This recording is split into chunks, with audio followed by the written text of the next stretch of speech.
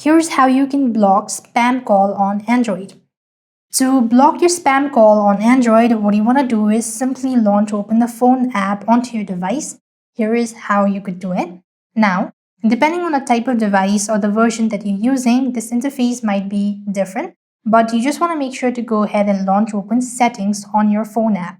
So tap on the three dot icon at the very top right, then go to settings. As you go to the settings section, you will be able to see a complete different interface like I already mentioned.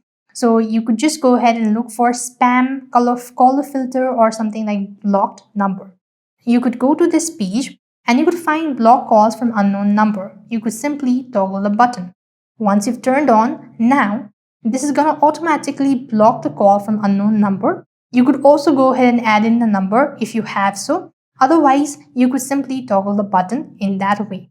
As you could also go ahead and look for the options as well, but this is the simple way you could go ahead and block spam numbers on Android. So with that being said, we've completed our steps. Thank you for watching. Make sure to like, share and subscribe. See you in the next video.